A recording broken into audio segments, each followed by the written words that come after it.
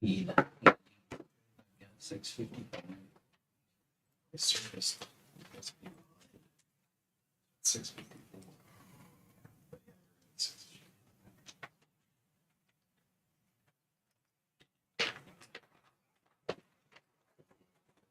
Yep. All right, it is 6:55. I'm going to open the public hearing for the proposed plans and specifications, proposed form of contract, estimate of cost for the construction of the 2023 facility improvements, including a new bus barn, pedestrian bridge repairs, exterior window and door replacement, casework replacements, playground upgrades, work incidental to the work for Central Lyon Community School District. This is the place where the board will receive and consider any objections to the said plans, specifications, and form of contract, or the cost of the project made by any interested party. So we do have someone signed up to speak here, Mr. Greg Popkees. Mr. Popkees, you have, we'll give you 5 minutes. And at a public hearing here, the board isn't going to be able to answer any questions or respond, but it's our time to listen to you. So I will turn the floor over to you. Okay, well, thanks for taking 5 minutes. I guess I just probably came into it a little bit late. We got a bunch of us just took over Stewart Construction, named it Midwest Lumber, plus we have another lumber yard in town here. And we got a great town. We got great everything moving forward, I believe, in this town here, school system. And what I'd like to know, I don't know a lot of information about what it's going to do, but put some lots in town too, building houses. There's only one question I get asked: why not move to Rock Rapids? Anybody know what that question is, or what the answer would be to that question? Affordable. What? Affordable housing. No. Property tax is too high. That's the only thing. So what we designed is we get $15,000 back if you build a new house in the city. Rock Rapids, over so many years, you get so much cash back, and I'm not jacking my numbers like my kids are, my partners and stuff, but we want to keep increasing that so that people move to Rock Rapids. So we need to keep our tax base down, give money back that we've collected, from the taxes till we get more people in town. We want to try, our goal is to get 50 more homes in the next 5 years. Because we really think people will move here. We just did a #1 move. Everybody knows that with the governor, it's lowered the taxes. So we got all these people from Minnesota that can come down here, because we're just about as good as South Dakota now, if not better, I think, because of our education system, everything that we got here in Iowa and stuff is moving. So all I'd like to do is just to, table this deal. I'd like to always buy from, if we're going to spend money, I want to spend the money the guys that write checks in town. There's plenty of people in town to buy this building from, contractors, whoever it is. Use them guys to, that we can do something more affordable until we got more of a tax base coming in. That's about all I got, is to table it, give us, need to dig in and get some more information, because I don't know a lot about the whole project yet. Thanks for your time. Anything else? Thanks, Greg. Thanks, Greg. Thank you, Mr. Popkes. Thank you, guys. Is there anyone else here tonight who would like to speak during the public hearing?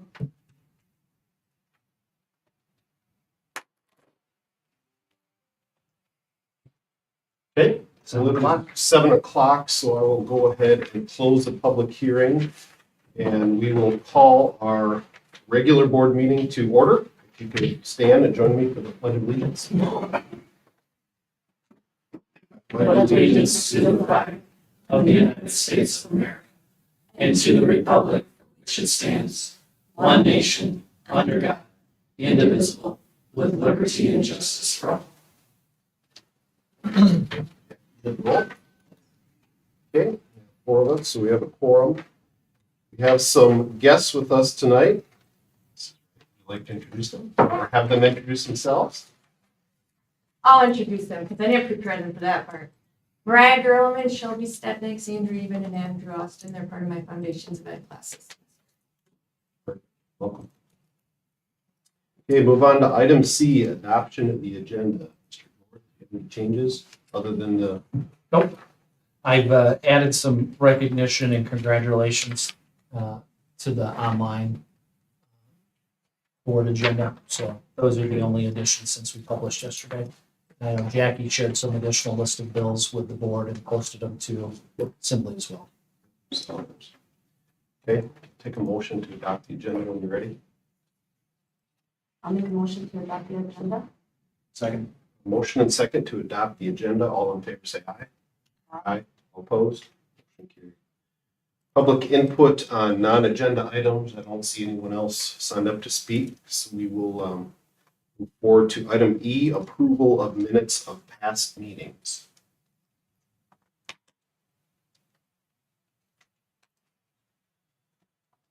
Be from our December meeting. Questions or edits to those?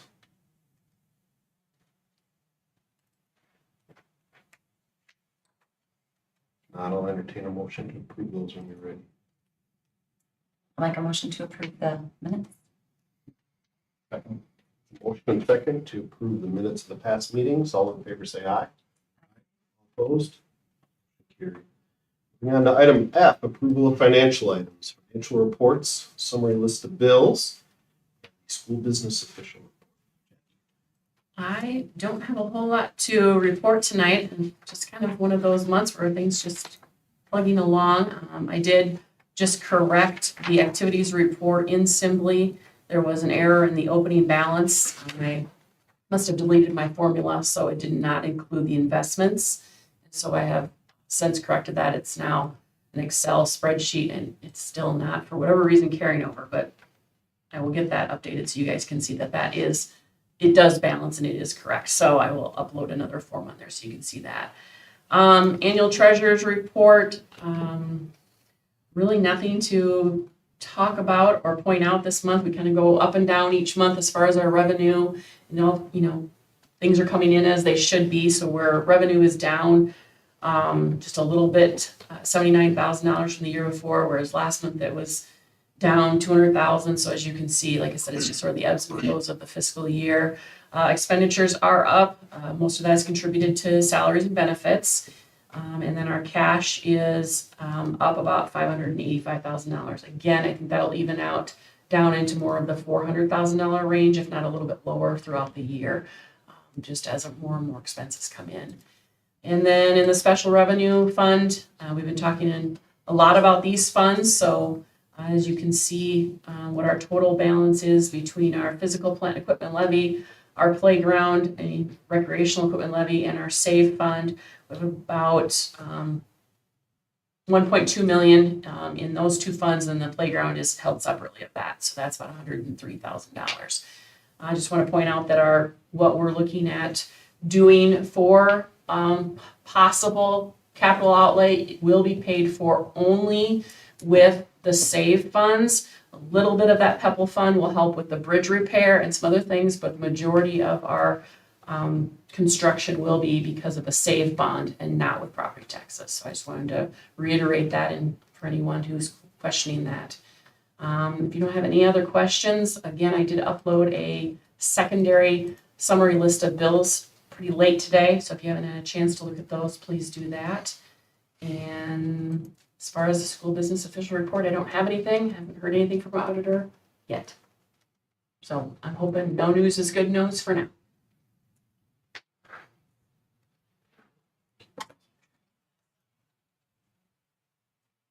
Any questions for Jackie on any of those items?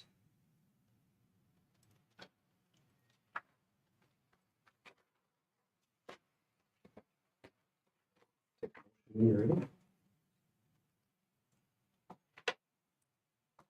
Make a motion to approve financial items. A motion and second to approve the financial reports, summary list of bills, Jackie's report. All in favor, say aye. Aye. Opposed? Moving on to item G, administrative reports and discussion items. First item, recognition and congratulations to students, staff, and community. Mr. Jordan. Would like to recognize the robotics team and Mr. Allen. Last weekend, we hosted the league championship, and our team of Aiden Allen, Alex Erickson, Eli Jansma, and Quinn Master are moving on to the super qualifier, which will be down in Omaha. So congratulations to them. They were the winners of the Think Award.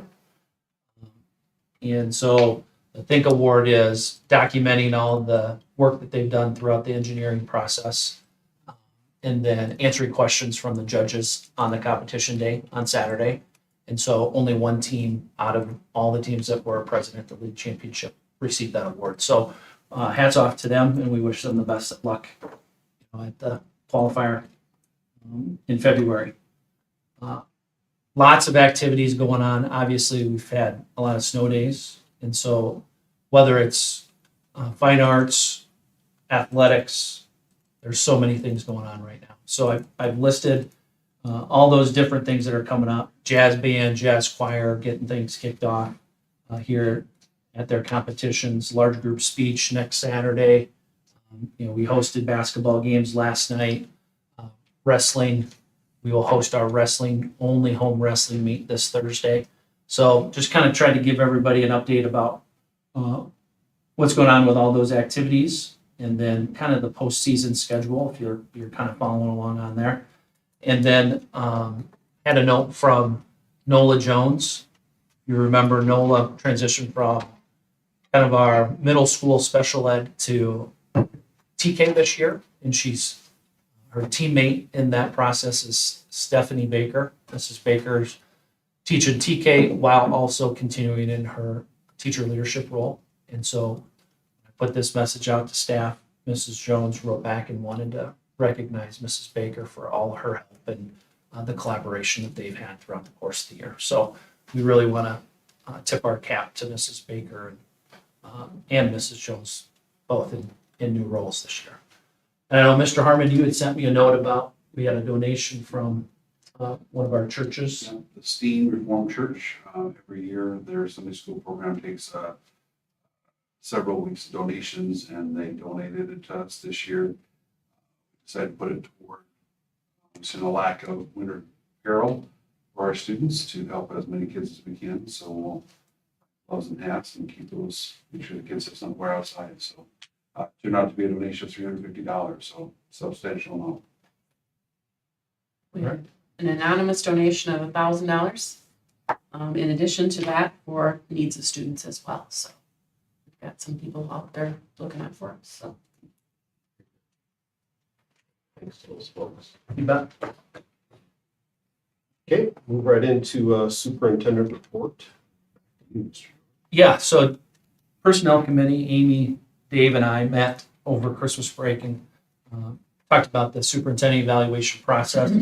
As a part of that conversation, I went back to ISB. You remember Lou was here last winter and led a work session with us. She is available to come and work with the board on the superintendent evaluation process, provide roughly a 2-hour training around the leadership standards for superintendents and administrators, but then also kind of best practices that ISB recommends around the process and timeline. So she's got 3 dates, February 27th, March 8th, and March 20th, that she's kind of held for us. What I would ask everybody to do is kind of take a look at their calendars so I can get back to her with one night that works, that we can get on the calendar. If these don't work for us collectively, then we're gonna need to do some sort of doodle that I can push out so we can identify a date that works for everybody. Much like we know with our student activities, time's precious, so finding an additional night for an open 2 hours, sooner we get on her calendar, the sooner we can begin to plan and prepare for that night. So again, Amy and Dave, correct me if I'm wrong, we're still planning on kind of my year-end evaluation happening in April. But leading up to that, the training would just be a good learning opportunity for the board to engage in a conversation about what that process looks like, what the standards all entail. I know it was really cumbersome, kind of an overwhelming process last year, first time we did it collectively, so. So rather than dive back into that review without having any training, we'll kind of use this work session as our mid-year review, if you will. Exactly. And I think ISB made some of those documents maybe more board member friendly. Is that right? That would be correct. If you remember last year, the standards were converted into like a learning progression.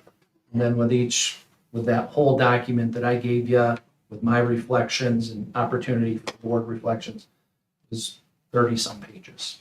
ISB has got it down to like a 3-page document to try to make it more board member friendly, and then a 1-page document for mid-year review. So that's kind of the process that she wants to take us through, in addition to continuing a conversation around the district goals and how we tie the district goals to my goals and link them ultimately back to the leadership standards. You reach out to Scott on those dates too. Yep. So anything else to add? Yeah, Dave? No, I think that's a good recap. It's, the completely new process we started last year, and now they've come out with some simplification of it.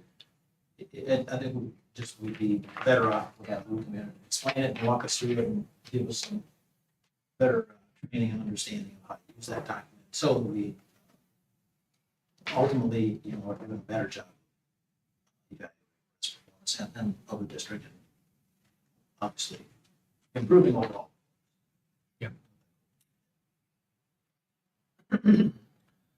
So how do you want feedback on those dates? I think since Scott's not here, I'll probably just put out some text messages, probably a doodle, to try to identify how many of these, hopefully one of them will work.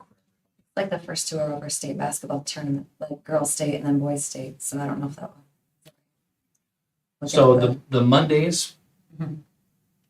more than likely, if we follow the same schedule that we did Yeah. last year, we wouldn't be playing either one of those Okay. Mondays. Sounds good.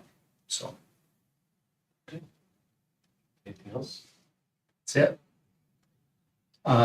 The board committees, we had the personnel committee, we were unable to meet as far as the sharing committee, so we're still kind of searching for a date to coordinate with GLR, but when we have that established, we'll communicate that with everybody as well. Any other committee reports? Okay, move on to item H, old business. We have the second reading of policies 407.05 and 408. Again, second reading, 40705 is just removing language that references the master contract as far as reduction in force. That's been moved to the handbook. And then 40801, we did not have this policy, and ISB's recommends that we do have this policy. So again, this is the second reading. If approved, they'll be adopted.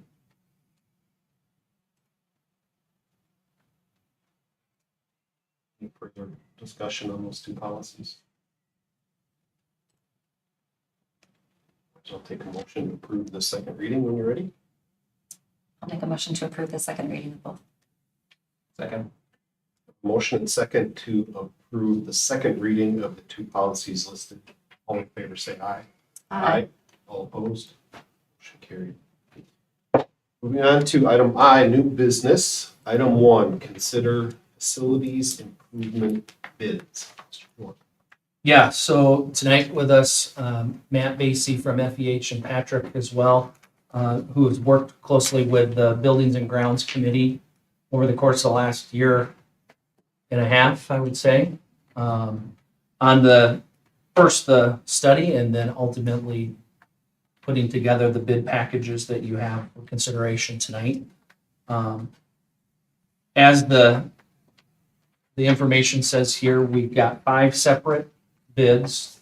The board can choose to accept or reject the bids independently or collectively or any combination therein. As you can see here, we had only one bidder, Wiltgen Brothers out of Lamar's.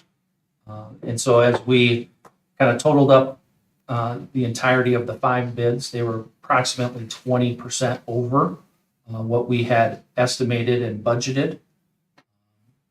And so I'm happy to discuss any portions of those. Matt's here to help us answer any questions. My recommendation, after having multiple conversations with Matt and the contractor, is to accept the bids, all 5 of them. I feel like we can control costs throughout the construction process that would get us very close to our budgeted number. And if we are able to control those costs, we do have cash available in our PEPAL save, as you saw at the moment, about $1.2 million. So that's where I'm coming from. As we know, as we've discussed throughout the entire process, if we do reject, we would need to have some sort of conversation about how we move forward. We started with 14 original projects. We're down to about 7 total that we prioritized and really said that these are need to be done. So I don't want to beat a dead horse, but I'll open it up to the board's conversation and questions. So just one quick thing before we get started. A few meetings ago, we did have a vote, and it was a split vote between what kind of building the bus line was going to be. We ultimately decided as a board to go with the masonry building. But I would just like tonight's discussion to focus on the topic at hand, which is the bids. We'll have another time, next meeting, potentially, to really reevaluate that if that's what we want to do, but I just don't want to get bogged down in that same discussion that we've already had. So that's all I have on Would it be helpful for me to just give you a little recap from my end, or I'm Please. happy to if you'd like that. Go to ahead. do that? So we did have the one bidder. I want to make sure that you understand kind of how that process went, because oftentimes people don't understand how this works. And we sent this out to, I think I had identified 12 general contractors in the beginning. We have a pre-bid meeting before the bid, so we invite all those people in to tour and understand the project, ask us questions and that kind of thing. We had 3 general contractors show up at that pre-bid meeting. Ultimately, only the one bid. So we did have some other interest. That was about halfway through the bidding process. And that's common. People will come and just check it out, see what they think, figure out what the schedule is, see if it works in, that kind of thing. So we sent it out to a lot of different contractors. It was also in plan rooms and all the typical places that we would send it, and you posted it on your website, as you are supposed to do. During the process, we also helped the contractors identify some subcontractors. We found out that they were having trouble getting some subcontractors and portions of the projects covered. So we helped them identify some more contractors that way. At the end of the day, we had one contractor that came through with a bid. Disappointing for sure, but not uncommon right now. It's just the way it is. That's kind of the market that we're in. So that was the bidding process. It went well. We didn't have a lot of questions. They said the information was clear and that kind of thing. The one thing that they had a little bit of a question was on the 5 bid packages, how that would actually work when they were bidding. So we kind of went through that with them. When we got the bids in, all 5 bid packages were above the budgeted and estimate. The closest one was the playground. The farthest one off were the windows and the casework. I found that a little interesting because I got estimate numbers from the casework manufacturers and the window manufacturers, and those were the 2 that were blowing the highest. So that was interesting to me. Shows a little bit about what the market is like right now. It's hard when you can't get numbers from the people that are making things. Anyway, that was just a side factor. So we did have the 1 bid. They did all come in high. Interestingly enough, when I found that out, I wanted to see if there was any way that we could get these down to being reasonable or closer to your budget at least, so that you may have a choice. Obviously, if it's way over, you have to be responsible. So we wanted to do our due diligence there. I developed a list of items that are what we call scope changes. Those are things that have to do with changing the design of the project to get it into budget. So they involve less quantity or less quality of things like that. When we talked to Wilchin, he offered that under the at the end of bidding, he got a flurry of activity at the end, and he had made some errors in his bid. Those ended up coming out in your favor. All of them did. All of them total, if we were to accept them, and these would not change, these are not value engineering items, these are just corrections to the bid. If we were to accept those, they total $492,000. So if we take that off the budget, and that would be the budget for your, not only these projects, but the parking lot project and the track projects as well. The overage to the budget that was stated is about $71,000. So that's just the recap of how the bidding went, your overall budget, and the information that we have for you on the costs. Also, I wanted to make sure that you understood we included $150,000 in the bid as a contingency, construction contingency. That is money that's held in the bid. If we don't use that, it comes back to you at the end, but it's protected money in case we have problems along the way, so that you all know that we've got some money to use to correct those issues. So I just want to make sure that, if you have any questions about how this compares to the budget, how the bidding went, anything like that, I'm happy to answer those questions. Everything, all told, I think Mr. Jordan did a summary of this also. If you consider the other projects under DGR and you were to accept all these, that would be an overage to your budget of $71,000. And again, we've got the 150 in there. So it's possible it could be balanced. The other thing is I asked Ryan, and we started to think about, are there some value engineering things we can do or scope changes that wouldn't necessarily affect the overall use or concept of the building, but we could just do some things differently? And we do have some of those identified. So if you were to accept the project, most of those are on the bus barn, by the way, because that's the bigger of the projects. If you were to accept that project, those are still fair game for us to look into for savings, if you would like to. All kinds of things are on there, small things to large things, just things that we thought might be cost-saving measures. So I'm confident that we could almost wipe out that budget overage as well with some value engineering, if you would like to do that. So those are the options I think you have. You can reject everything as it's over budget. We can work on some value engineering and corrective measures with the contractor and go from there. And as Mr. George said, you are free to accept or reject any or all of the bids in any combination that you wish. Any other questions? One of the questions I have,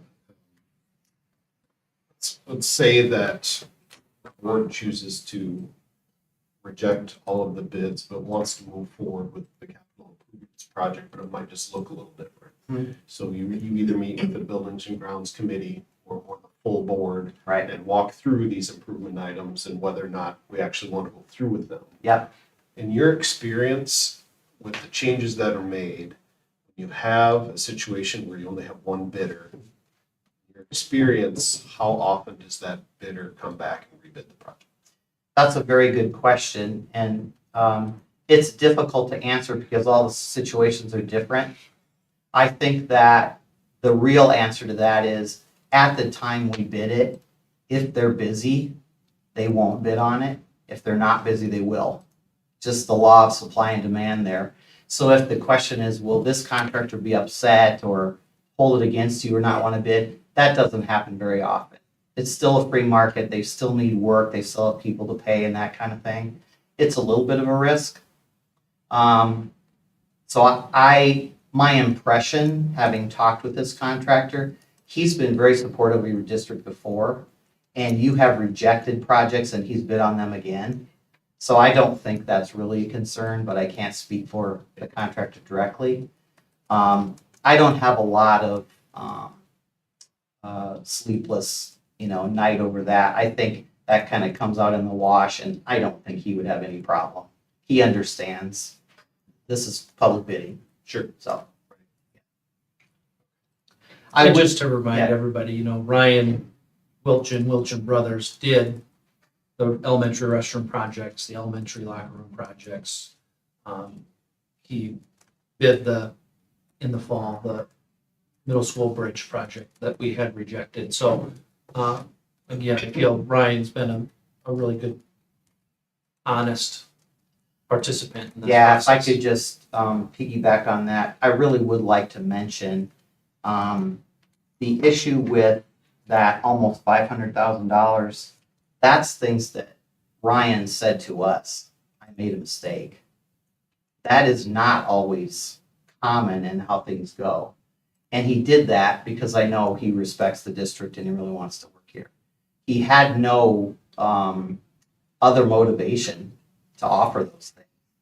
So I feel like we did get one bidder. It's a good bidder. If that, makes a difference, but that's a little unusual, that you would see that. And I think it's important to know that any decisions we make here are in no way reflected. Oh, absolutely. Yeah. It'd strictly be numbers based. And I know he understands that, as do I. It's public bidding and we got it. Did you get any feedback from the contractors, the other two that came to the informational meeting that did not bid on it? No, I did call them because they were at the pre-bid.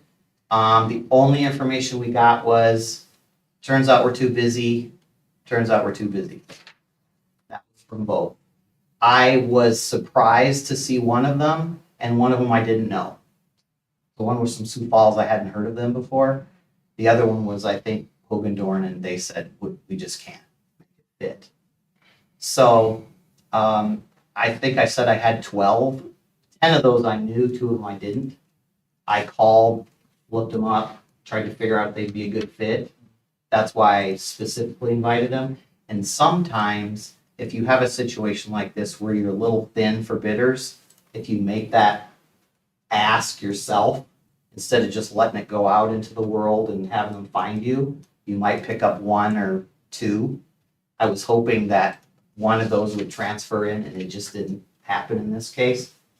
But the reality was they were having trouble finding labor, and they were already busy. And we didn't have a big enough pool then to make up the rest. Is one of the factors, I think, for that.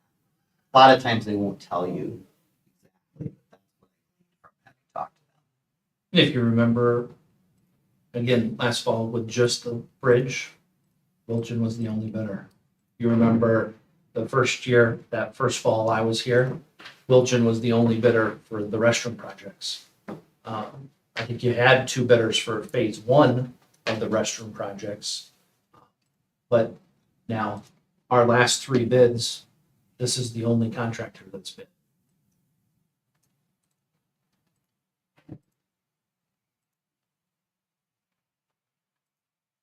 Any more questions for Matt? Discussion? I know that you said that we're not really talking about masonry or other types of building for the bus barn, but with Matt being here, can we just kind of reiterate a little bit, have him explain kind of how we got to the decision of, having masonry or maybe a stick build or a different type of build for that bus barn? Yeah. Would you? Sure, happy to. Remember, we started with the study, and the study identified several different construction methods to put the building together. That also came with cost implications, lifespan implications. There were several factors that were in the study, which I know you saw, so we won't go any further into that. My impression of the way the discussion went, both at the committee level and at the board level, was there was a commitment there to try to do something that had some longevity and durability to it over, in this case, the options were a stick-built, essentially, building, which is what you have now. And the study identified that that particular type of building was a roughly 25-year building. Now, when we say that, many of those are still standing today and they are functional, but you know what they look like, similar to what you have. So that's an average, what lifespan you could expect before you have major maintenance and that kind of thing. On the masonry side, it was identified and showed as a 50 to 60 year durability and lifespan. So in that respect, you would build two metal buildings to equal the lifespan and cost of the masonry building. I think the other factors that were identified in the building was this is a bit of an upgraded bus barn design than just a typical storage facility, in that it has a light maintenance bay and a wash bay. The wash bay is what really caused some concern with a metal building type of structure, because that humidity and moisture does a lot of damage to the structure and the finishes and things in a metal building. And that was kind of a priority for you all, obviously in this climate and everything. That's longevity for buses and all that kind of thing. So those were the main, I would say, high level prioritizing that I remember that we did from this, and I know those were in the study, so you could take a look. So is that, okay. Yeah, and any other questions I have? Along with that, I know with the wash bay, having it be a masonry build definitely makes sense with the wash bay. Refresh my memory a little bit, did we talk about if we did that part masonry, but the bus storage part stick build, didn't that kind of? Yeah, there's quite work well? Yep, you could do that. The reality of this design is there's not much left inside for walls. I mean, we had a restroom and an office and a storage room. I wouldn't probably change a light maintenance bay to stud construction, but you could. So I'm talking about the bus storage. yeah, so the bus storage itself could have been a pre-engineered building, could be a stick-built building or that kind of thing. And the maintenance bay and maybe the other could have been masonry. Mhm. Yeah, that's certainly an option. I think it would save some money. At this point, it would be redesigning the project.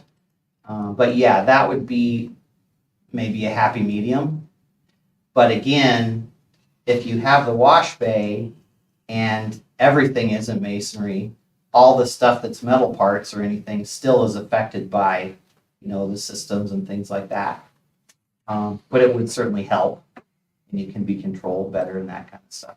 There are a lot of variations to this that could happen. I think when we talked about it,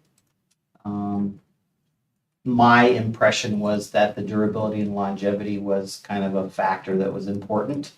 And so that's another reason that we ended up where we did for design. And so if we bid tonight, if we say we bid to accept it as a masonry building, that's what, do we have a chance to redesign after that, or would we have to go out for bid? Yeah. Can we do that? That's a good question. So there's two factors here. I think what we're talking about is the term value engineering. That is a process where you receive bids and the bidders may indicate to you, hey, there's a better way or another way or a more efficient way to do this. And if you're amenable to that, normally you would have roughly 10% of the value of the project that would be available to you to do value engineering. That's one tool that we have in the design industry to control costs, but we don't have very many. Amount of space is one of them, just shrinking or making it bigger. Quality changes, those are the type of value engineering items. It has started to become a problem in the legal world for public projects to use value engineering. The sentiment seems to be that that's not a process that is universally liked by your council. And that varies depending on who you talk to and the amount of change that you're trying to make. What they're trying to guard against is, let's say you have 3 bidders and there's 2 that are close, and one says, well, if we value engineer this, we could take some money out. That might change who the low bidder is. And that's really not fair to anyone because they should be bidding on the same thing. My opinion, in this case, since you got 1 bid, you didn't have anybody else that was interested, is that that option might be available to us, but we would have to rely on your council to tell us if that was acceptable. The other way to do that is to, knowing that we have some options, accept the bid and design as it is, and then we do a change order process once we have a contract with someone. That's the only way we can change the contract after the fact. But those options still remain. And in this case, you only had 1 bidder, meaning no other bidders were interested, and it wouldn't change any of that fact. So there are a couple of ways to do that.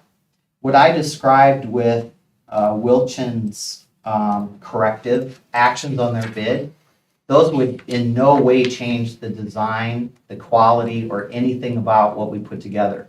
Those are just offered corrections that he noticed after reviewing his bids. And it's often hard for people to understand that if you don't understand how a bid comes together.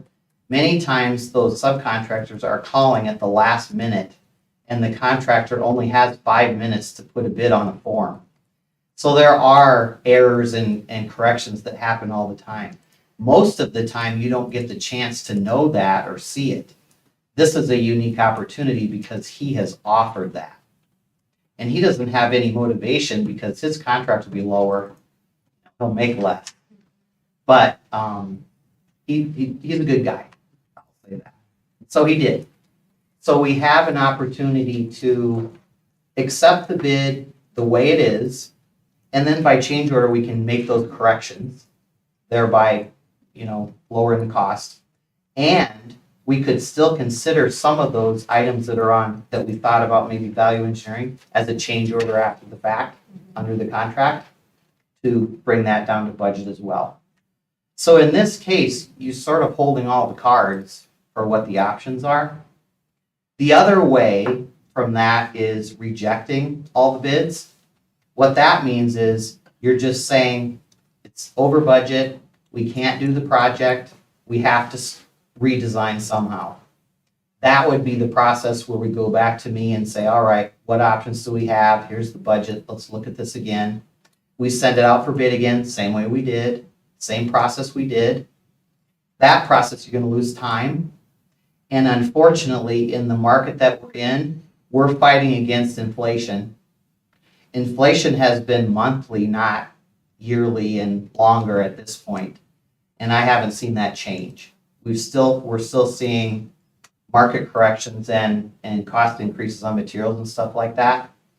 So if there was any savings by waiting, which I'm not sure there would be anyway, because labor and material isn't really changing, you're also fighting inflation raising. So the longer you wait, the more you pay that way.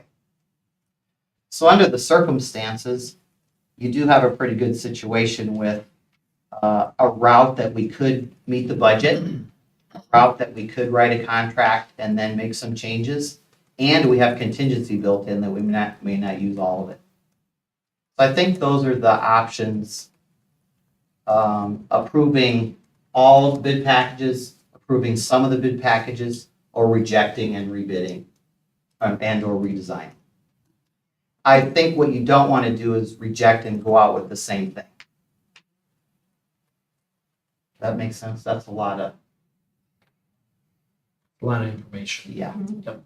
One other question, just when we had people bidding this project, did they have to bid every part, or could they have bid this B through E, or Yep. they could have? No, they had to bid the whole everything. thing. Okay. That's right. Yeah. We didn't, what we're guarding against there is how would we compare one bidder to the other? So that was my recommendation, was to bid them all or none. But you still have the right to pick any of the 5. Did that seem to influence any of the bidders that did not bid?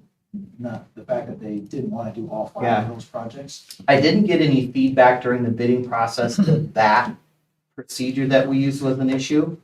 I did get some questions during the pre-bid meeting about that process and about, do we have to bid them all, or can we bid some? I believe, and you were there, and I think Jackie was there too, you can back me up. It wasn't much of a discussion. It just was, this is what we're doing. And contractors that bid on public work understand that. There's a couple ways we can do it, and there's different reasons that we do it. They're pretty understanding of, that's just what we gotta do. That's how it's, no one told me, I'm not bidding because you're doing it that way at all. But again, I didn't have a lot of feedback, from like we called all 12 that we invited. We talked to 8. We got 3 at the pre-bid, and then we got 1 bid. But nobody ever said it was because of the way we put it together. And part of the challenge of that could be item C and D. Those are the window and door replacement, first floor casework replacement. That's really like carpentry work, right? Yeah, And the carpenter is not gonna want to bid on middle school bridge replacement, right? yeah. And that's why we did the general contractor process instead of construction manager, which a bunch of different subs bid, or taking those and putting them individually. All of the projects, if you remember from the study, the ones that we picked and put together, those were all ones that we felt needed a general contractor, because there were other subs to coordinate, or most general contractors now only self-perform certain work, demolition, concrete work, setting cabinets, doors and frames, that kind of thing. They don't make cabinetry, they don't make doors, any of that kind of stuff. So all the ones we picked had more than one trade involved, which said to us we need a general contractor. Also, most subs cannot or don't get bonded individually on a bid project. Only the general contractors have a rating and know how to handle that process. So that was another reason for the general contractor. And then there's one contract to write. So we all have one contract instead of multiple. Right.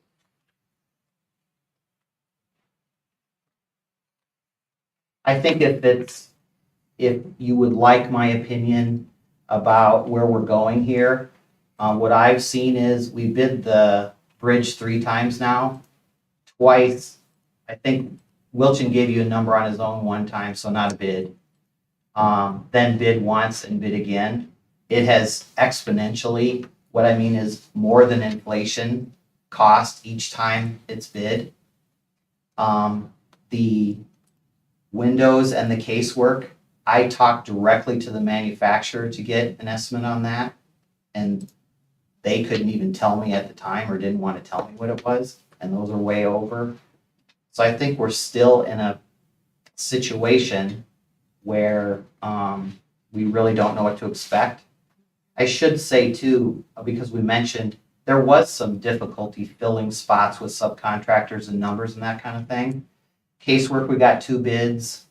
I think he got 2 bids on all the major subs. That's electrical, mechanical, plumbing. So that's good because those were hard ones to get anyway. And there definitely were some subs that probably found out toward the end that they were the only ones on the list. And that's hard to guard against, especially the last day. People kind of know by then who the generals are. I was really encouraged by, Wilchen's willingness to work with us to try to get down to your budget. So I do think we have the path there if you're interested.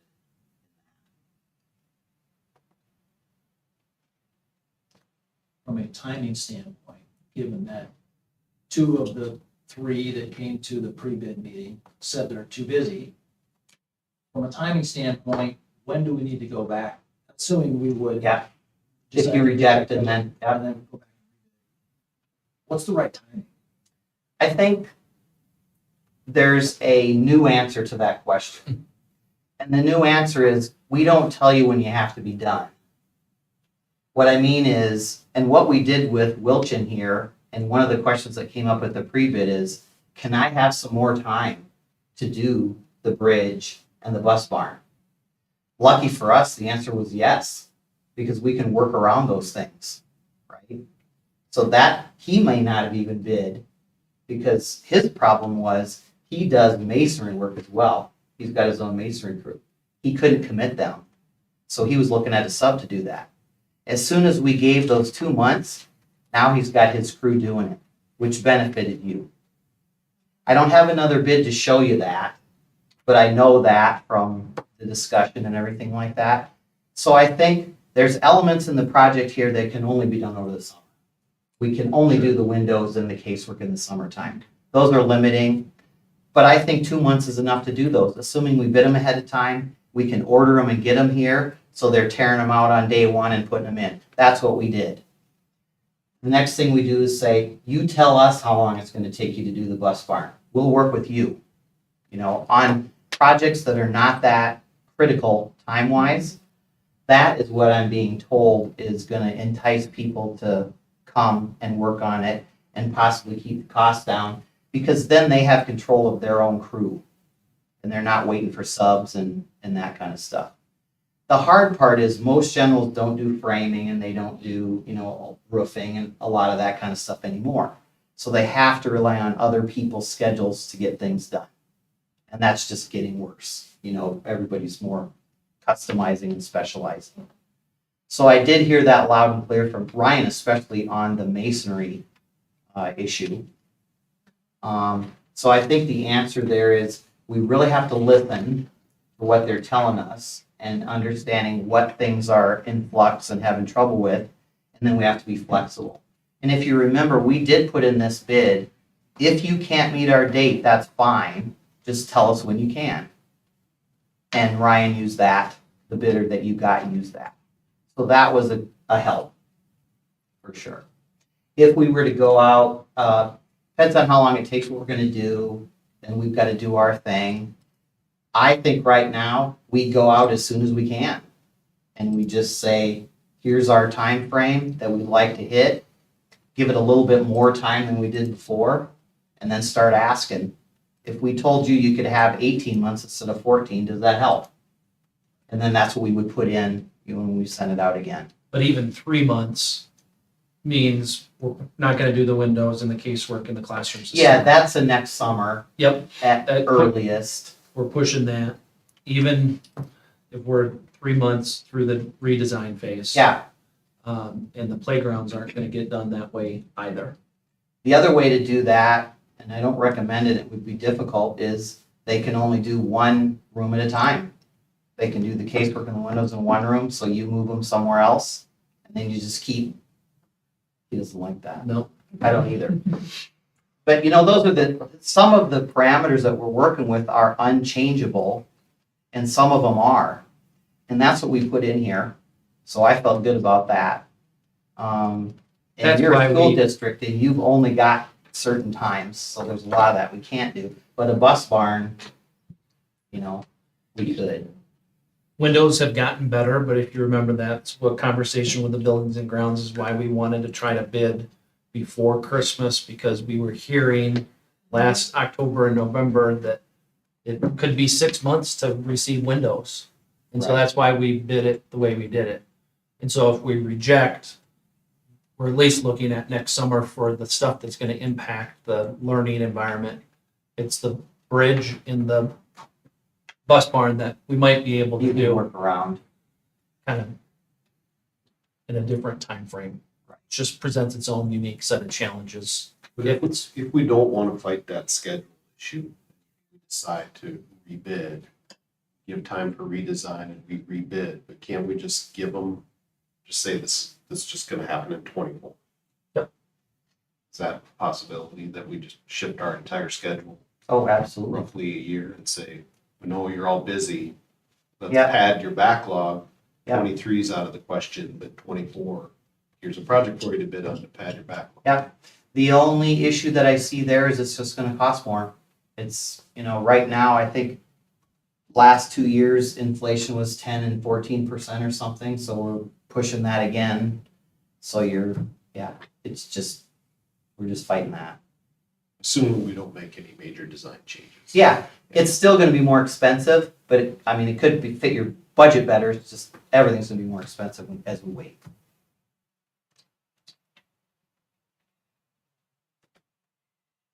Are there, when I look at the window and door replacement and the casework replacement and that coming back almost double what was estimated, is pulling that part of it and having just that separate, does it make sense to just have that out there separate? Yeah, there's a couple ways I think you could do that, and we have to go back to the bidding requirements for part of that answer. So if you remember, there's 3 levels of bidding, public work in Iowa, and they have to do with the cost of the projects and the size of the community that you live in. Those were recently raised, which is a big benefit to us because they were pretty low. I believe, you can help me, Andy, but I think it's $75,000 projects and below, assuming you're in a certain size community, and it's 50,000 residents or more and 50,000 or less. Those numbers are different for those. I think in your case, it's a $75,000 project. You can go out and negotiate. You don't have to bid, just go talk to somebody, tell them what you want to do. That doesn't mean you wouldn't do some design documents or, have something to get a number on. Up to, is it 200? That's what it is now. Yeah, 200. Like 193. Okay, up to that point, you get what's called competitive quotations. You talk to 2 contractors. We put a smaller version of the documents together with some quotation requirements, bonds, little form to fill out, that kind of thing. You get 2, you get to pick one and go ahead and do that if it's under that. And that's if the estimate is under that, not the actual cost, because we can't know that at the time. But a good faith estimate under that will allow you to do that process. Over 193 is full bid, which we did here. I can't remember the numbers on those, but if we shrunk those projects down a little bit and lengthened out the time, maybe it's 3 summers instead of 2, we could possibly do those with negotiated or competitive quotations, both for the windows and the casework. Then we can figure out some times of the year, maybe Christmas, they can do a couple of rooms at a time, and then whatever it is. Still short, but there are a few more options if we were to do that. The only reason we didn't do that here was because we had a big project with the general contractor that we were looking to sort of entice with a bigger project. So those 2 for sure, if they're ones that you're keyed in on, and I am, we could look at something like that too. Because I know part of the priority here was to touch educational space along with what you're doing. And so that wouldn't be anything more than a rejection of those 2 or 1. and then we go back and we figure out another way to put those together. So that is absolutely your option as well. And those bid thresholds had not changed for a few Years. years. And then it took a huge jump this year. Why Yeah. did it do that? Because things cost a whole lot more Yeah. than they did. I mean, it was, I think it it's was an because eye-opening jump. the government started handing out money and realizing we couldn't do anything with it fast. So I think that helped. But that's not true, but it's just me. But. So, well, I guess the bottom line is I think you have quite a few options here. And I think this is my opinion, knowing the district and what you're trying to accomplish and stuff. Ordinarily, under these circumstances, it is an indicator of a rebid. This case is a little bit different because you have some controls here that could bring you down to the budget. And waiting, I don't think really helps us because I can't tell you it's gonna get a lot better or any better at this point. Really, again, my opinion is if we're rejecting, we need to redesign the bus barn. I mean, that's ultimately the big project. All the other ones are smaller, but needs. Two of them safety needs. The other educational spaces are from a 1968 building that has original casework, original plumbing, original windows. And so we're pushing 55 years in those spaces. So that's why we, as a Buildings and Grounds Committee, prioritized that and brought that to the board as these are the projects we want to put forward. We started with 14. That was one of the reasons we made the top of the list. If I'm understanding this correctly, what it was, the bus barn was estimated at 2.75 million and the bid came in at 3.16, but then there's these corrections that really it is coming out at what was estimated. Correct. It's basically a wash. So that's really coming in at what the bus barn is actually coming in at. So if we approve the contract, are we approving it as the 3 million? Mm-hmm. And then Working off of a change order for this value engineering process. And right now, I think the recommendation is that the value engineering is off the table. That's not really part of the discussion, but the corrective actions, which change nothing about the design, I can either do that by just getting an agreement with Ryan that he sends the district a note saying, this is the savings, and then I just write the contract for less, or I can do a change order right away, and that would bring that down. Those are just the paperwork steps that we have to take, but you're essentially right. And really, the corrections are the 400.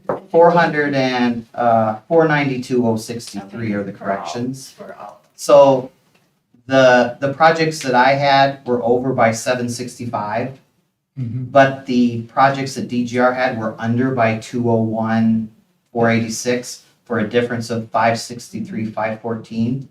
Then you take off the 492, you have a balance of 71.5. That's over the budget for all of the projects, if you wanted to look at it that way. And I do think there's some value engineering change order stuff that may bring us back down even further. Those bid corrections of 400K or whatnot, compared to the estimated cost, that's a big number, Mhm. in my opinion, and Yeah. an unusual number.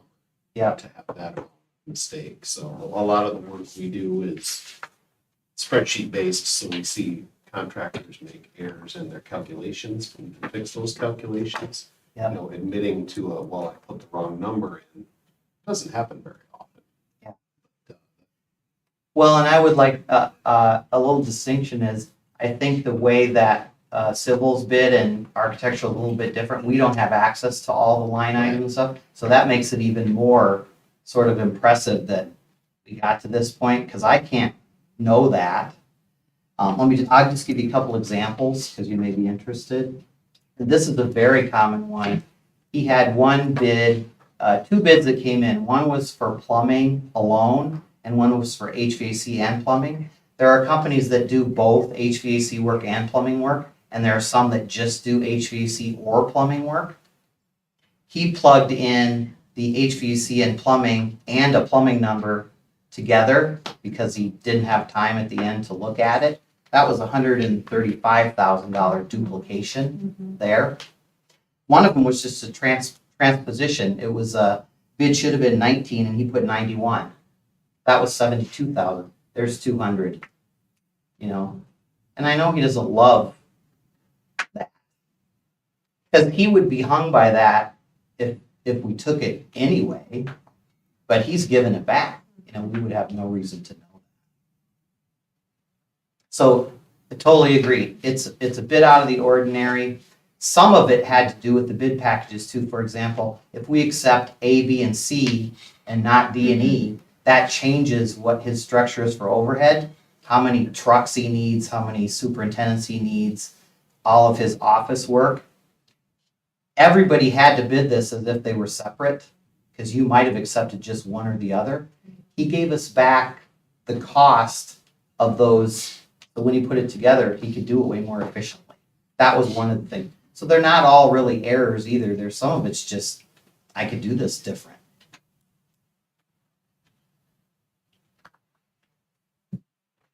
Okay, thank you.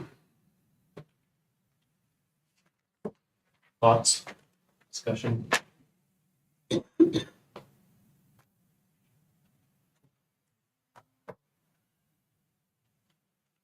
guess I'll start. Someone else wants to go, but I appreciate Ryan Wilchin's work and Matt's work here. My opinion, in no way a reflection upon their work at all.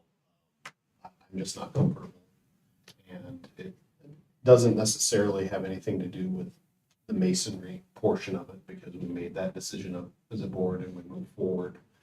I'm just not comfortable having one bid, having it come in 20% over our estimates, and then looking at mistakes and value engineering with only one bid to get us back to our budget. It just doesn't feel right to me. I'm comfortable with that. If we had multiple bids that were either close to our, or if we had multiple bids that were all over budget, I think that would be a different discussion at the table. And even if we had one bid that was clean and came in right on budget, I think that would be a different discussion. But my thought is that we should reject all the bids tonight and then not necessarily go fully back to the drawing board, but talk about some of those value engineering items that Wilchin and Matt have identified. Talk about maybe some cost savings in some other areas, potentially how to break out the projects like Matt talked about, and then also look at an extension of schedule. Those are my. I'm in agreement with most of what you said. I would be interested in reconfiguring, I guess, the bids and looking at some different cost savings, and I'm not comfortable with one bid. So you basically said exactly what I was thinking. Completely what you said. And I'm maybe not as firm in that belief. I understand it, and my parts of it I definitely kind of agree with. I feel like a little bit of a difference for me is knowing that we've worked with Wilchin before and it worked well. So it's not like I know we only have one bid, but it's not like it's one bidder that we're not familiar with. We're familiar with them. And so we trusted them before and can trust, I would hope that we can trust them now. It is, to me, odd, the difference, these corrections and things. But some of them, I think, transpositions and entering something double, that's half of it right there, like he was saying. So there's that. Yeah, I'm kind of the odd person out, I guess, in thinking, but I'm not confident in the market either that the cost is just gonna keep rising, so our project is gonna have to keep it on budget, what we've agreed to now, we're gonna have to lose some of what we wanted in our projects by rebidding. I feel like. I would agree, there's definitely potential that material costs could go up, labor costs could go up. I think there's also potential that some of those costs could go down because of what potentially could happen with the economy. Where people have been saying for a year or more that we're headed toward a recession. With the high inflation we have, not rising interest rates. The Fed is intent upon getting inflation down, even if that means driving us into a recession. As you've seen recently, and may have seen recently, there are more and more layoffs coming.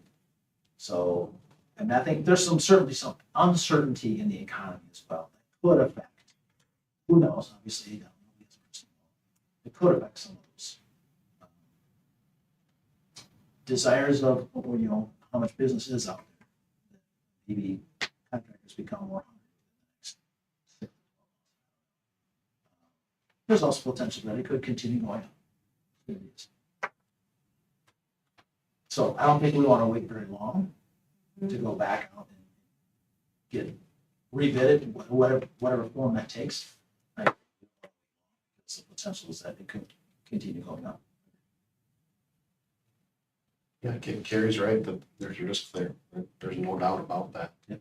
You just gotta weigh the risk versus reward, and on this one, I come down on the other side, but she's right about that, sure.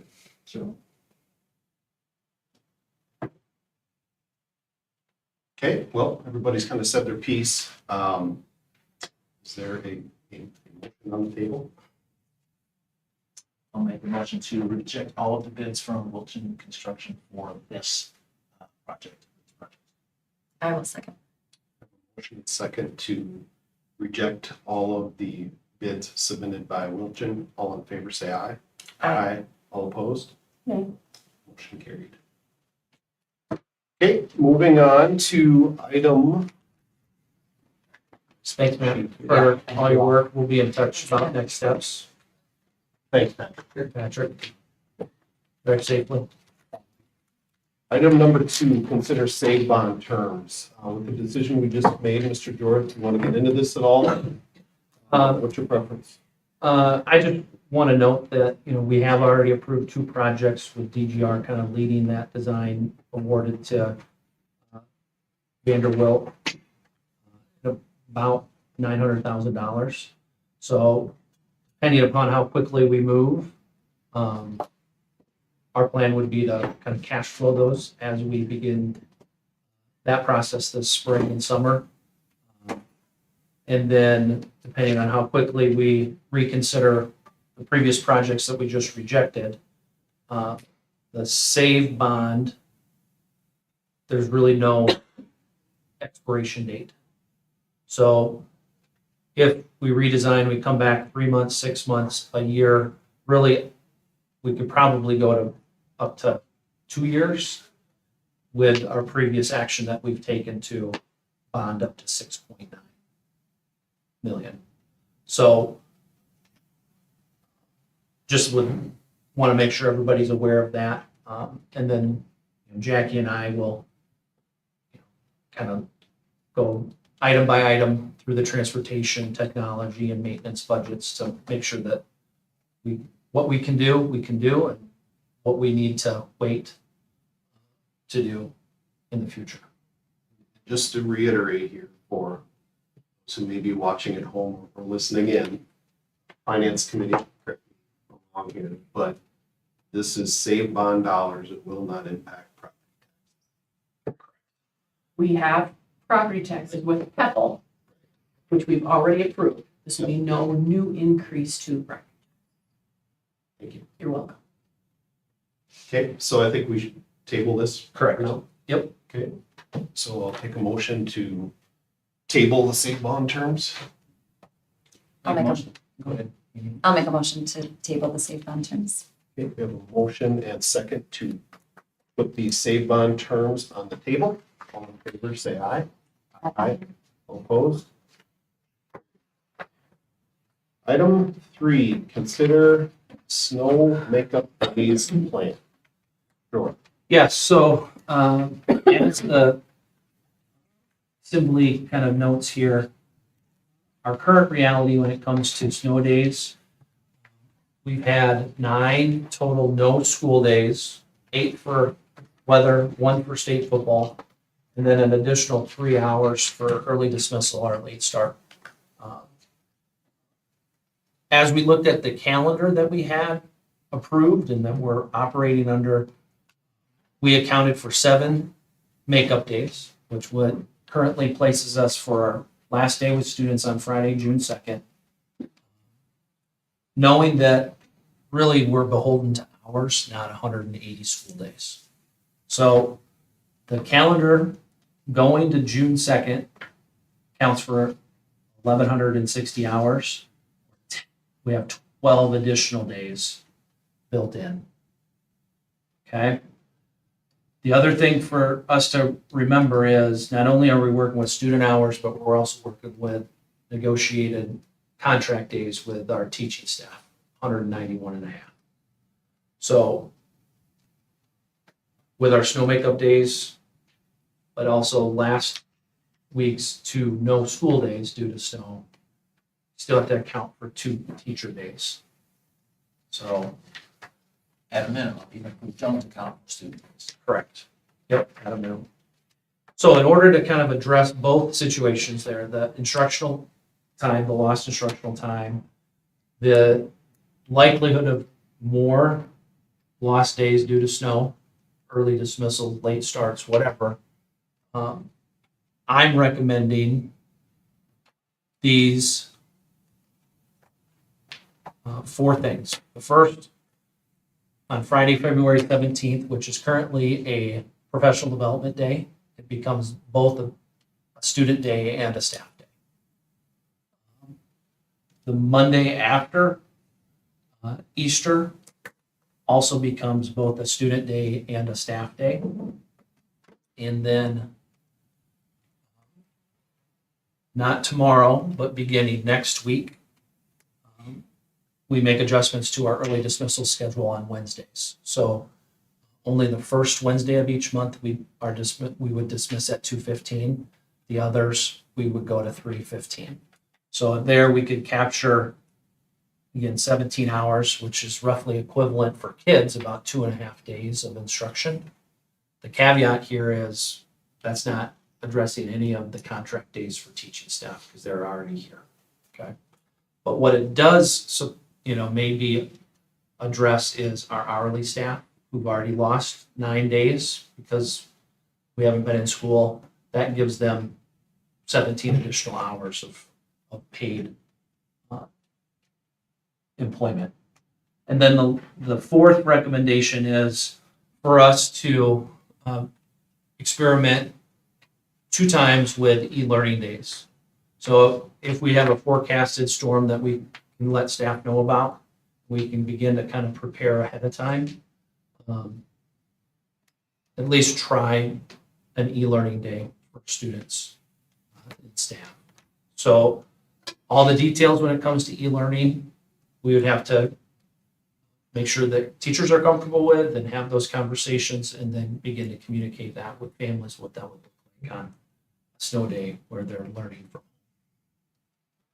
So those are And again, those would not count towards student hours, correct? correct, but we would, just like during COVID, we want all kids to participate that can participate.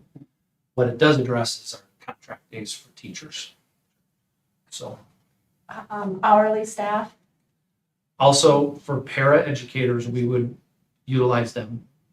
And so whether they're special education paras or paras that work in the media center or other portions of the building, we'd want them to connect with kids as much as possible, collaborate with their special education teacher or the librarian that they're working most closely with to work on projects and support kids.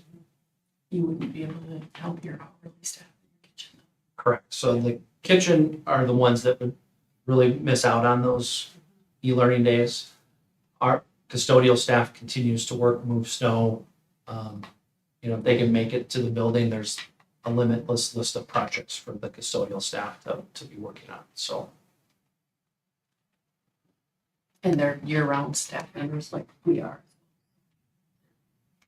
If they aren't able to get here, they do have options for pay.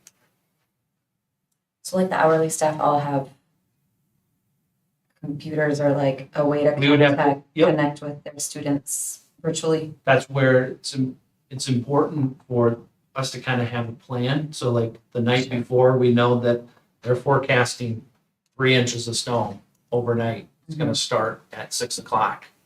It's not something where we're waking up at 5 o'clock in the morning and all of a sudden we've got 25-mile-an-hour winds that weren't really expected and an inch of snow. Right. So that's where not every snow day will be an e-learning day. It's one that we kind of see Yeah. forecasted, and the night before we can make sure our elementary kids have laptops that are going home with them. Mhm. Support staff have machines that they can also connect with kids and teachers as well. So if, I don't think there's anything predicted this week, but if next week, would we be ready to? Next week might be a little early, but I can tell you I'm meeting with the teacher leadership team on Thursday to begin to kind of hammer out those and then begin to communicate them. So next week might be a little bit early, but I'd be pretty confident by the third week in January that we'd be ready to go. Have a really good plan to implement and experiment with. Again, the e-learning, we all have the memory of what it was like during COVID. These e-learning days are going to be different, right? Because they're not for a 2-week time frame or what ended up being 2.5 months worth of e-learning. We're talking about a day or two, and then gathering feedback from teachers about the effectiveness of it, talking to kids and families about who was able to participate, and then making a determination if that's something we want to continue to do, even though we can't count them as student instructional hours. Because it is still technically optional for students. It cannot be graded. Correct. So no tests, no homework assigned that's due the very next day that you're in school. But you're still all gonna be good role models and get it. And what are Especially your with thoughts on seniors. the hard surface Yes. routes like that? Yep, I think the hard surface routes, I applaud Lean Menning for putting those together. We're gonna communicate that with families right away. And that's something that we'll use if we need to. Again, most likely with the hard surface routes, it's still gonna be a 2-hour delay. But it gives us a little bit more time in the morning to say, we aren't unable to get to gravel roads, and so we're gonna commit to only the hard surfaces, and we can communicate with families. Were you here when we did that in the spring? That was the year before I was here. And we talked about that too, and that's more of a reason because of a hard rain than it is snow. Yeah. And so, yeah, so it was nice to have that talk. But similar circumstance in terms of only be comfortable driving on. Yeah, no, I just meant we did Yep. it, yeah, and I said it's good to have it done even if we never use it for snow. Sure. But with all of this snow and a potential for a rainstorm, who knows? Well, and who knows what the road's gonna be this spring. So to add on to what Amy asked with the hard surface roads, if we have, like we had, I don't know, just 1 or 2 weeks ago, they all run together anymore, but if we have the big snow and the county's struggling to get to the gravel roads, but the hard surface roads are clean, and that next day, the hard surface roads are clean and we can do that, is your choice going to be, we're gonna have school with hard surface roads and not do e-learning that day? Correct. Yep.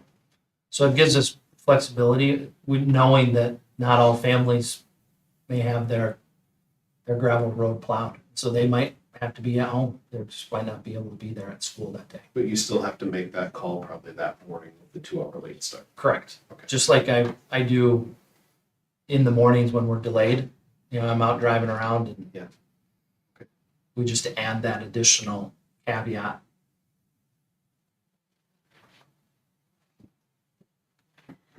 Would we, with the April 10th day, Mhm.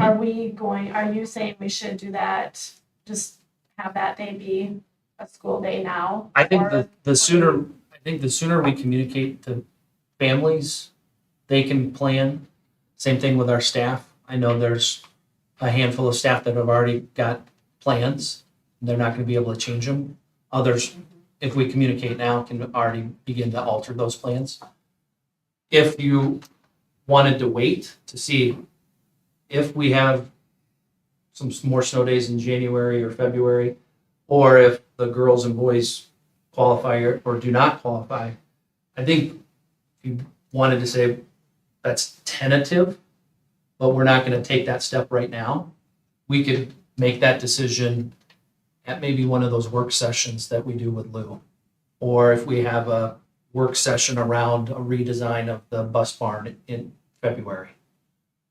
We're gonna know by then if we've got additional snow days, or if we pick a later kind of work session with Lou in March, we're gonna know if the basketball team's qualified.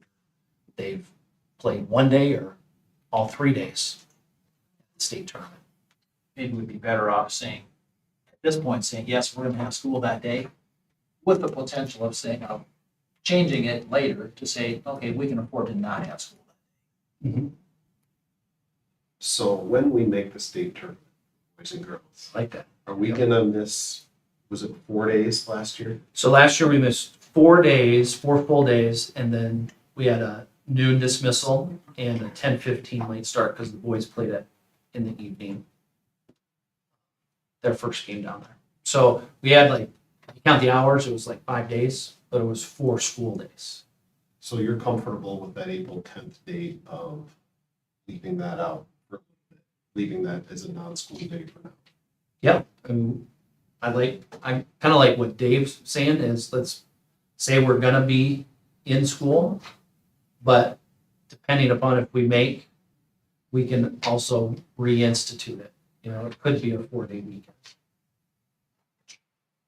You're better, it's easier to say, we're not gonna have school than to, at a later date, come back and say, we are going to have school. To give people as much advance notice as possible, I think is better. Does that seem wishy-washy though? Like, I feel like Are they gonna change their plans? I think is- that's what I'm wondering. If you're a If it's family like, that has plans on the 10th, and No. now you know we're gonna have school, I don't think you're gonna change your plans, right? In my opinion, we have families missing school with or Right. without. We have vacations all the time. So I don't know that that is a determining factor. It's just a matter of, do you want to have school? You're gonna have people absent. Yep. The biggest issue will be staff. It will affect who your subs are, who your teachers are. You know, it does affect your learning environment with your staff. We should know, I would think, relatively quickly, who those staff members would be that would not be able to be there that day. Got a staff meeting tomorrow afternoon to discuss whatever we decide here. So that's why I put that survey out to staff members to kind of get their initial feedback. I shared with everybody this weekend, so. You know, half the staff is gone, that makes it pretty clear that, no, we can't have school. Because we can't cover it with. I'm just saying. Yep. I mean, even if we don't make a decision mid-February on that April date, that's still 2 months, right? Should be plenty of lead time. What do you think? Well, I think the most important thing is that teachers, if they haven't made plans for that Monday, don't make them, because there's a good chance we're gonna have school that day. And that's what you can That's kind of my. chat about. like, I'd rather have it say like a tentative makeup day, so rather than commit to it now. And then Brent can inform staff. That's my opinion. If you haven't made plans, don't make them. Because And like if you have, let Brent know. Right. Yep, Thursday. that's exactly. It's feasible that next week, you're gonna make plans, or book Right. hotel rooms or Yep. flights or things like that. And then we'll have a final decision by mid-February, most Yep. likely. We're gonna know if we, If Yeah. I could have one thing, talking to teaching staff, a day in April or in June, it's a pretty easy decision for teaching staff. I'd rather be here in April. You got one nodding at you over there in the corner. I would think the same, yeah. That's right here. Well, not only. I would assume that as well. You got me nodding You're too. getting students much more engaged in April than you are in July. So you're not gonna have a lot of staff that, oh, I should be going in April. They're gonna be gone in June. A question, Mhm. the professional development on the 17th of February. Yep. Is that an all-day it has, format? What type of format is it? And where I'm going with that is, could it be done virtually if we had a snow day on February 1st? yeah, Said, guess what, guys? We're having our staff development on February 1st. It's gonna be a virtual session if you can't get to school. that's what, again, I'm meeting with teacher leaders to plan those virtual professional learning. And I thought you would alluded Options. to that. Yep. So that's kind of my point is, you can still, even if it's a snow day, students can't be here, it can still be a teacher day. Yep. If we can have professional development, even if that means it has to be done virtually. And we kind of do that already. We have 1.5 flexible professional learning days that are already built to the calendar, where teachers have to log their hours for their teacher collaboration or their individual career development plans, whatever they're working on. Not everything that's on the calendar is face-to-face 100% of the time. So Would Some that be form. hard though? If you're a teacher with young kids and it's a snow day, you likely can't get your kids to daycare that day, and then you're supposed to do a online virtual training with small kids. I can see that being that's somewhat That's difficult. again why, we typically do flexibly. If you So- can do it on On that- that snow day, you do it on You that can. snow day. Or else. If you can't, again, we give us a deadline. That's not just the end of that business day. It's by the end of the weekend or by the end of the month. Yeah. We need 8 hours. And that's where even making the adjustment on these Wednesdays, we need to coordinate with the AEA because we did plan for different AEA folks to come in and work with staff. You know, the principals have been working with the teacher leaders to set those things up. Well, now we're gonna transfer some of those to the first Wednesday. That's our plan. But then, can some of that stuff also be done virtually?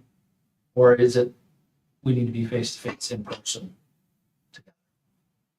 So, again, I'm confident we're gonna have flexible options for teachers, just like we would with kind of e-learning days for students.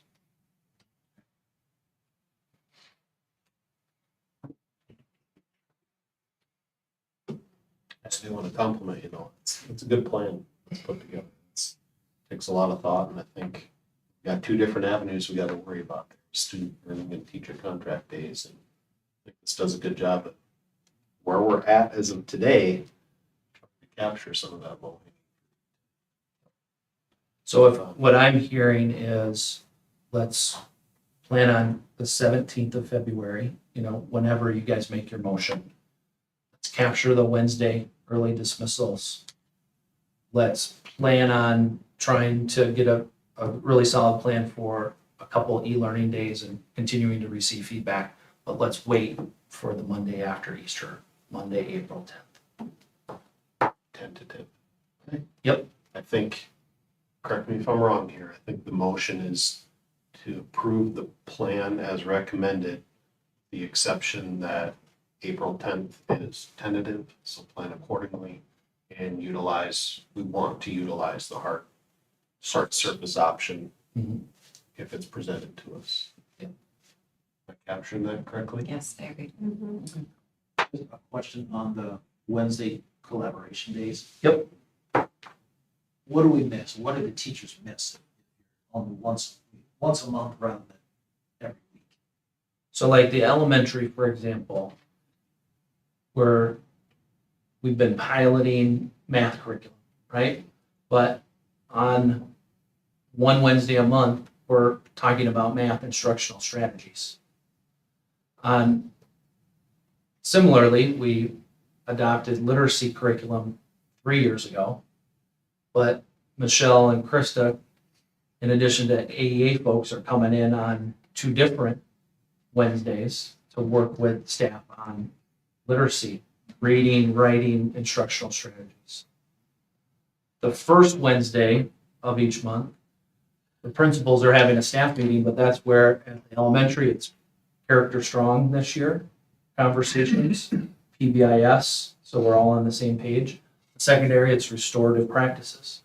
So that's again where the teacher leaders, when we meet Thursday, we're prioritizing, this is what we're gonna have to cut out from the rest of the month for those professional learning. And so what maybe becomes our contract days from 3:15 to 4 o'clock each day, do we need to maybe have some additional meetings to do the things that we were going to do on Wednesday that now we may now student instructional? So the Wednesdays we gain for the students, not really for the the teachers are here during that time anyways, so we're only gaining on Wednesdays for student instructional time And hourly staff. and Yeah. hourly staff. Primarily Yes. paraprofessional. Correct. Yep. They'll do anything for cooking staff or Custodial. janitorial, of course, custodial staff. Yeah. Yep. The other thing it does is it gives you more student hours if we do have to have more snow days or Yes, other State event basketball. days, state basketball days in the future. So it gives us some more cushion for Cushion. hours To help protect that without June having to second. go past June second. yes. I think that, I haven't said that, but that's the overarching sentiment is we want kids to be done June 2nd so they can start their summer. And we want to get our teachers as close to June 2nd as well. You know, if we need to have a day or That's where we wanna be two, a little more flexible. exactly. We need to have another day or two. We want to maybe use some flexible PD options. But if we need to have a day in person for a math person to be here to talk about the new math curriculum, then we can carve that out.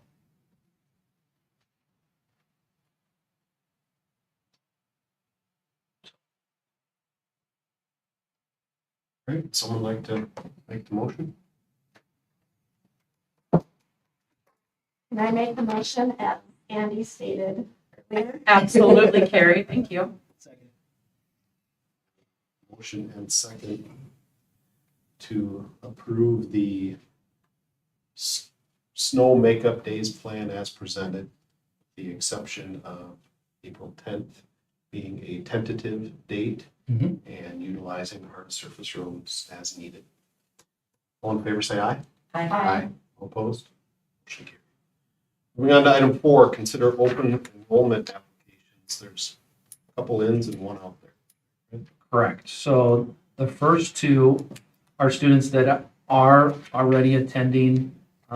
We just, through our kind of open enrollment billing process.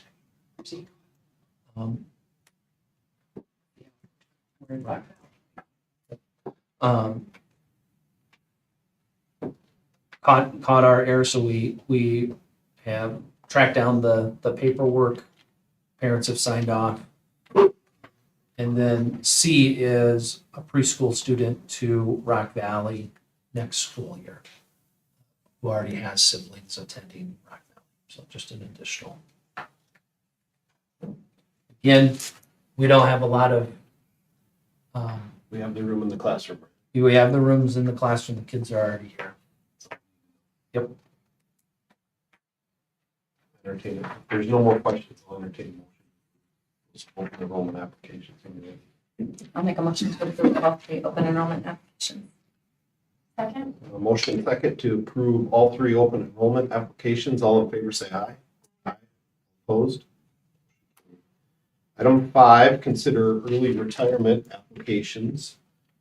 The 3 individuals listed. Mr. Dorr? Yeah, Toby Lorenzen, Amy Sieperda, and Deb Snyder's filled out the or early retirement paperwork. If approved, they would join Denise Snyder's who you approved in December. So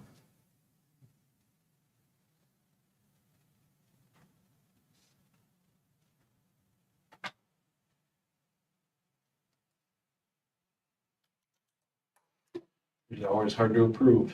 yes, they are. See, talented staff that's been here a while. Well, before. It's understandable.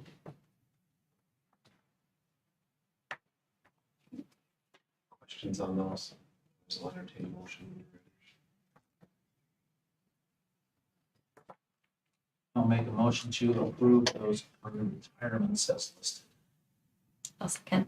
A motion and second to approve the early retirement applications from the 3 individuals listed. All in favor, say aye. Aye. Opposed? Item 6, we have 1 resignation. Yes, Carly Ivanhoven, the secondary Spanish teacher, submitted her resignation. Anything to add, Mr. Engelmann? No, I think she's. Personal reasons.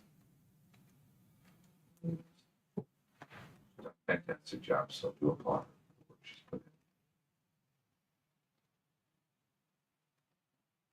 And the date on there, does that matter if we end up going till June? I mean, that's not. It would just be the end of High the school year. She would finish. She would her finish. contract. Okay, okay. 191 half days. If for any reason she would be unable to finish her contract, it'd be deduct days. Okay. But I don't see a issue with Just it. I since we think were she went discussing off the of end, what I the just wanted to calendar be said. sure.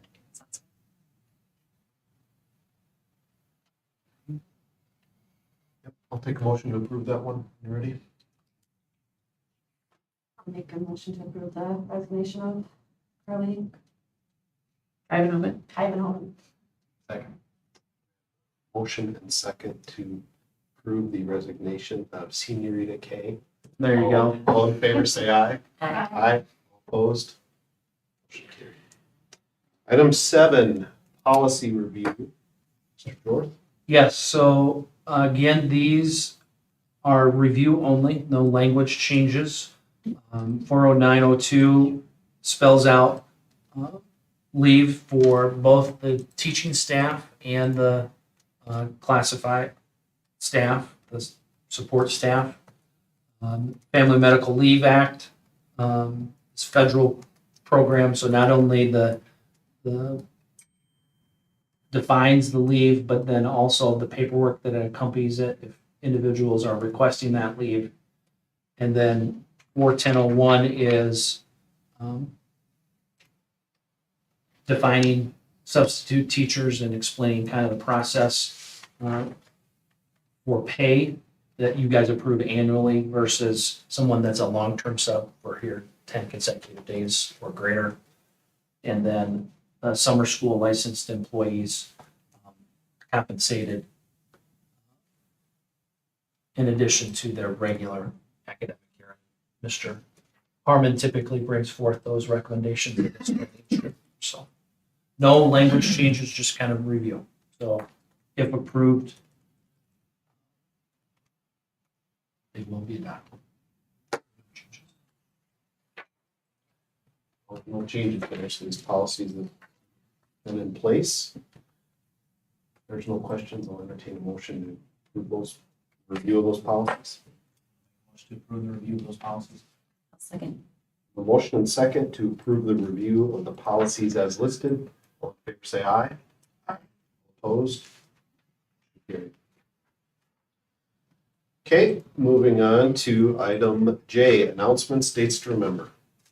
Again, can't stress enough, it's busy and it's doubly busy because of all the makeup, rescheduling. So I listed on the agenda there, just kind of the highlights.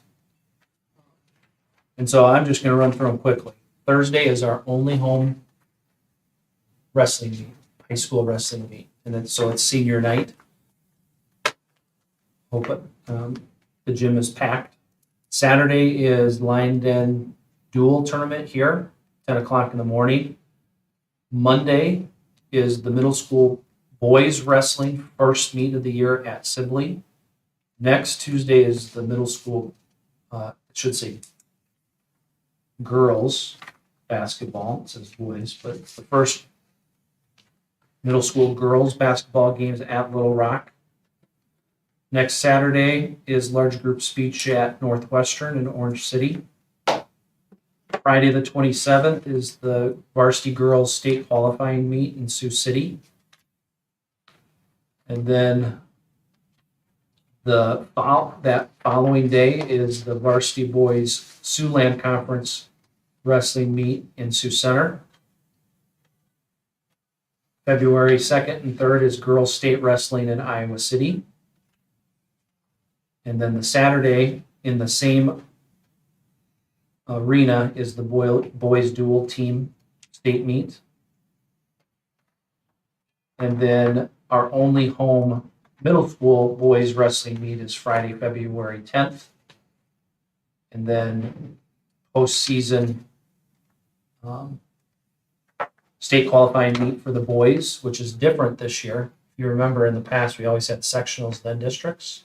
So kind of the rules of the game changed for wrestling this year. There's only one district meet. That's at Sioux Center. And from there, you would qualify for the state meet. That's also the same night as the opening round of the girls' tournament season. We most likely will not play that. The girls won't play that night. They'll most likely have a bye. But that's when it opens. Monday, the 13th, is when we're scheduled to have our regular board meeting. Similarly, the boys would have a first round game, but most likely we're not going to play that night. We'll probably have a bye there as well. So I don't foresee any conflicts for our regular scheduled meeting. Where our girls will probably open the postseason is Tuesday, the 14th. That's Valentine's Day, right? And then following day, the state wrestling meet starts in Des Moines, Wednesday, Thursday, Friday. And then the championship and place medal matches are on Saturday, the 18th. But you can see we're also playing boys and girls basketball, hopefully hosting all the way through. So we'll see how that goes. But word is, much like baseball and softball have been the last couple of years, there won't be any neutral sites. This year will be the highest rated team will host until the state tournament.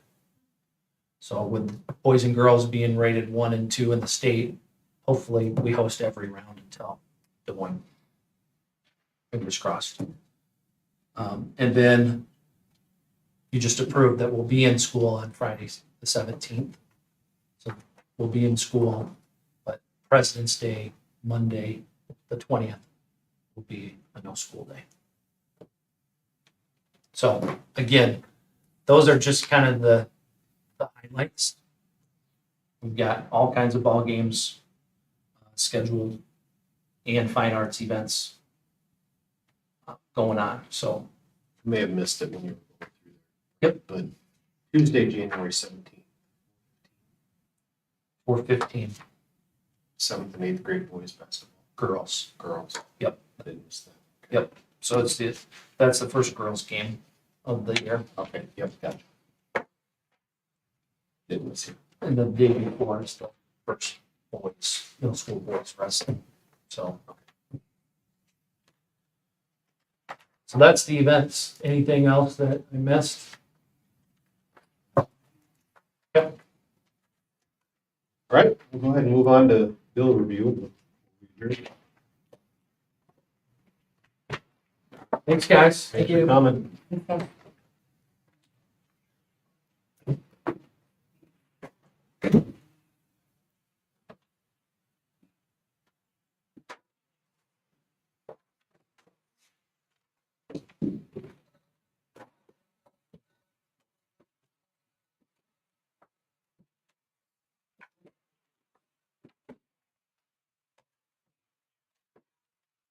I uploaded the directed report and the balance sheet from Sundays. Wanted to peek at that, just to confirm I your, did see it. confirm your suspicions.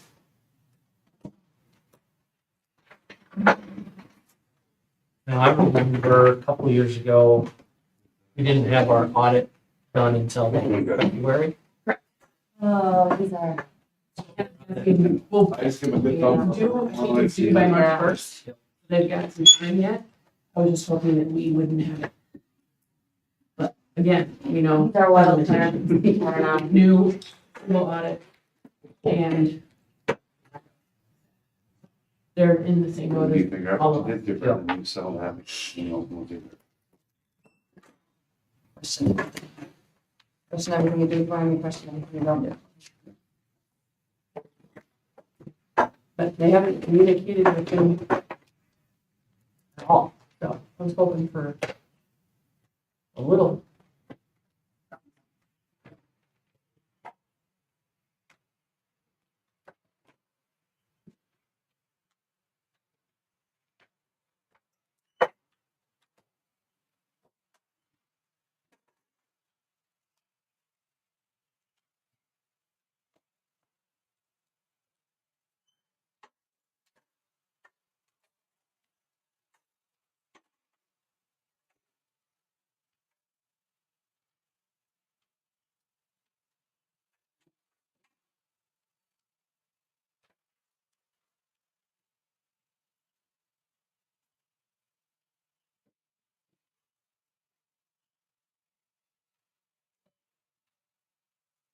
Have a good night.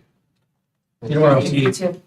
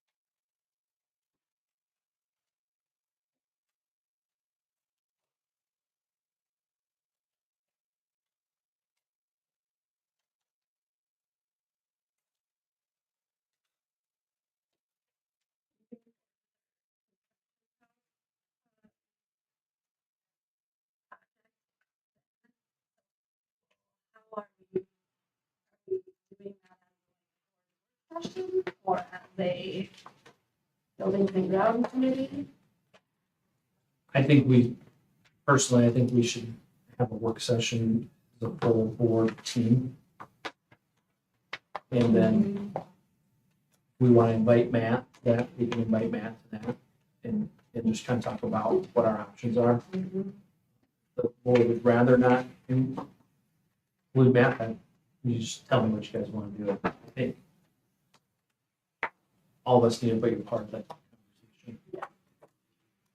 Well, my thought is, I'll set up a doodle with not only the 3 dates that Lou has given us, but some additional dates for couple work sessions. And I think it's gonna take a while for each one of those for us to have the conversation. The meeting with Lou, I guess I just know that personally I would prefer the state and not looking at, I know that we won't, those dates probably wouldn't be going, but I just know how busy that time was. I can circle back around with her and see if there's some additional days that, Yep. Whether it's Wednesdays, whether it's all the 3 that I had here were Mondays because that's when we typically meet.